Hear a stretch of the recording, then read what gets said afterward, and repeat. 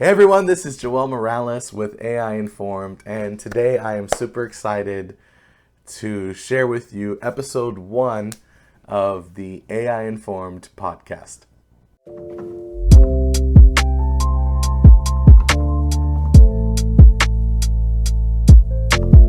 And so for some time we've just been feeling that there's just so much to cover when it comes to the world of artificial intelligence. It's advancing so rapidly, and there's more tools and more breakthroughs happening on a regular basis that we felt it's time to really turn this into more of a conversational style approach where we're just sharing with you the latest news and updates with artificial intelligence, as well as really just trying to share with you some of the things we've learned on how this technology works. And then, of course, keep it open as a dialogue for you to be able to post comments, questions, and be able to give us ideas on things you'd like to hear more about. So this is the Ai.Informed podcast, episode 1. My name is Joel Morales. I'd like to give you a little bit of background on myself first. My background starts about 10 years ago in the technology space. I started in technology sales. I was just one of those people that would just pick up the phone and make calls and set appointments for technology service providers. And I just started listening, and I just started learning about what a server was, and what networks are, and what a firewall is, and what access points are, and switches. And I just started learning and developing an understanding on how enterprise technology networks work. And little by little, I decided that I wanted to start increasing my knowledge on technology. So I started getting certifications in technology. So I started with the MTA, for those of you who go back that far, the Microsoft Technology Associate Cloud Fundamental Certification. And that was back in 2017, 2018. And then from there, I moved on to the AWS Cloud Practitioner. And then I scaled up to the AWS Certified Solutions Architect Associate Certification. And then I picked up Fortinet certifications and Hewlett-Packard Enterprise certifications. I became GreenLake certified. And then I picked up certifications in the Microsoft Cloud, the Azure Cloud. I became Azure Fundamental Certified, Microsoft 365 Fundamental Certified, and I just kept stacking on certifications. And now here we are. I started in technology, started in technology services businesses 10 years ago.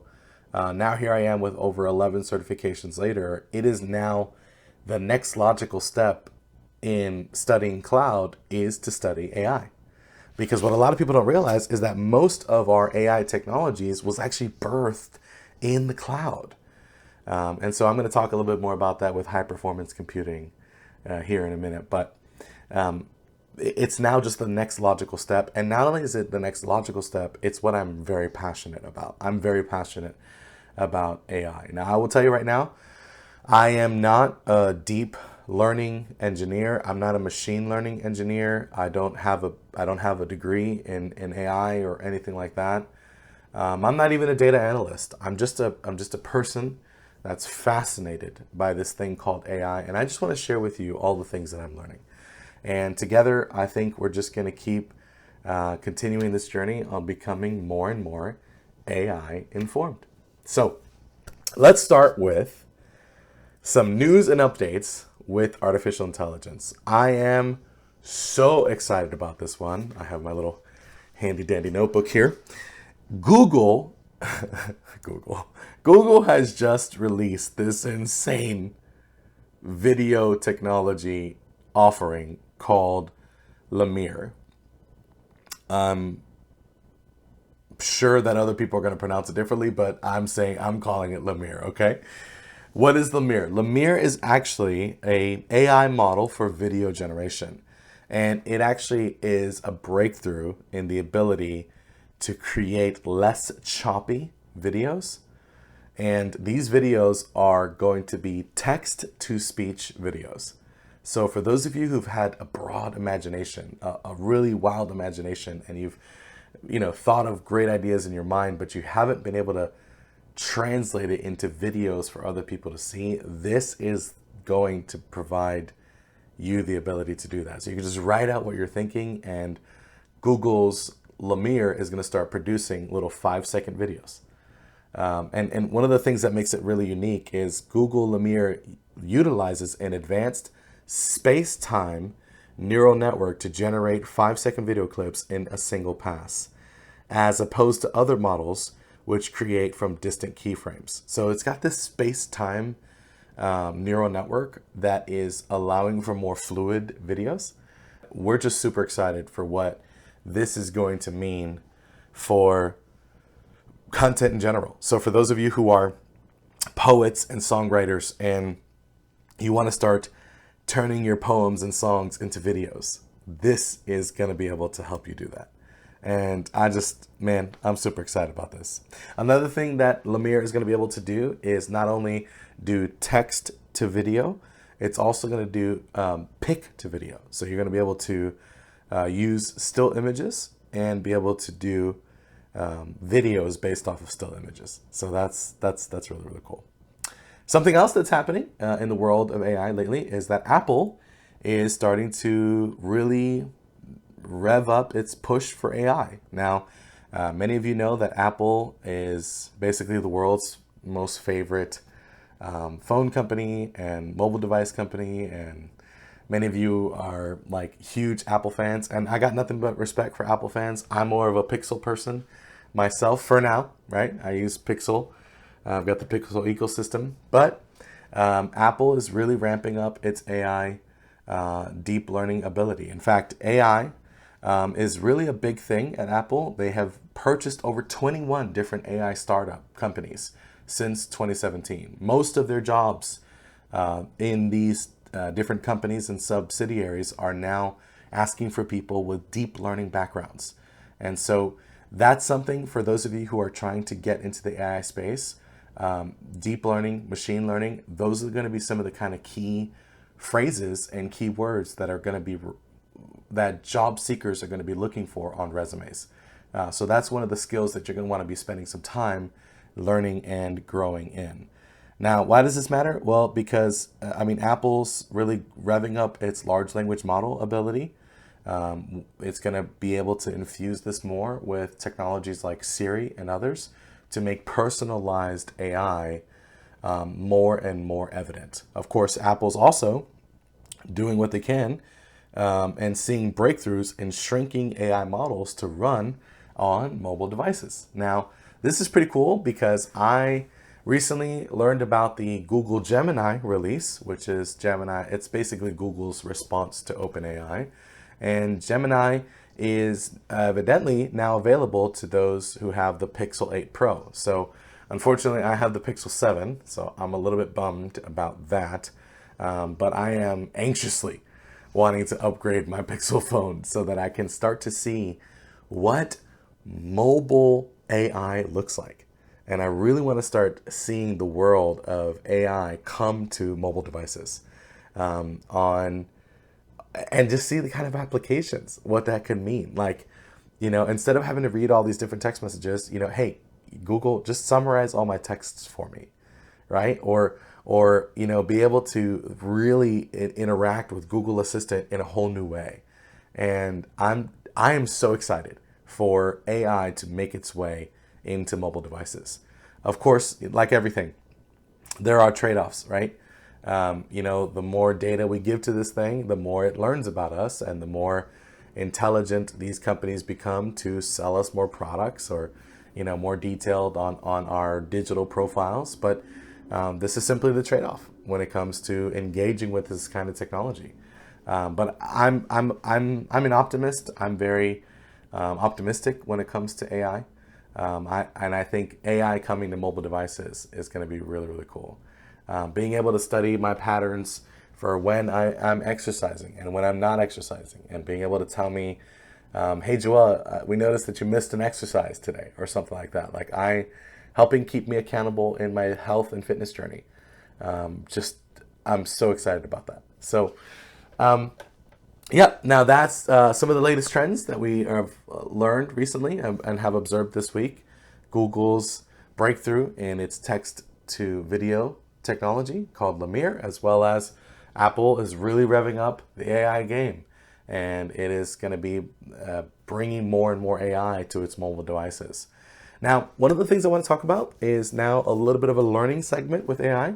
How did we get here? How did we get to this point? Well, there are three major contributors that have really changed the game and made AI, the AI that we engage with now, possible. The first thing I want to say is AI is really based off of data. Like if a car runs on gas, AI runs on data. And so the first huge wave that has brought us to this point and made AI what it is data. And we have produced more data than you could possibly imagine. I mean, we're producing, I think it's something like zettabytes of data now on a regular basis. I mean, this is tens of thousands and thousands and thousands of petabytes, which is millions and millions and millions of terabytes. So, I mean, we're producing so much data. And you might wonder where. Well, this video that I'm recording right now, that I'm sharing on YouTube, or this podcast that I'm sharing on other podcast sites, this is going to be saved, stored, recorded, even transcribed. And that has produced a little bit of data footprint.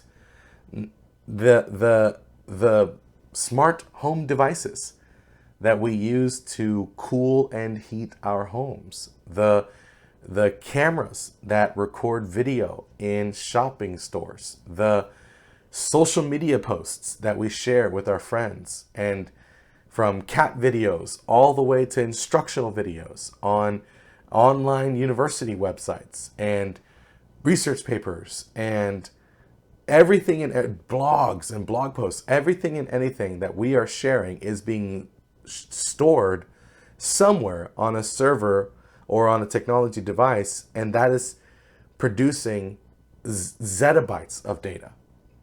Now, of course, for a long time, this data that we've produced has been really inaccessible. And what I mean by inaccessible is that we've been able to produce a lot of data, but we haven't been able to pull a lot of insights from that data, which leads to point number 2, high performance computing, right? Our ability now, our computation ability has now caught up with our data producing ability.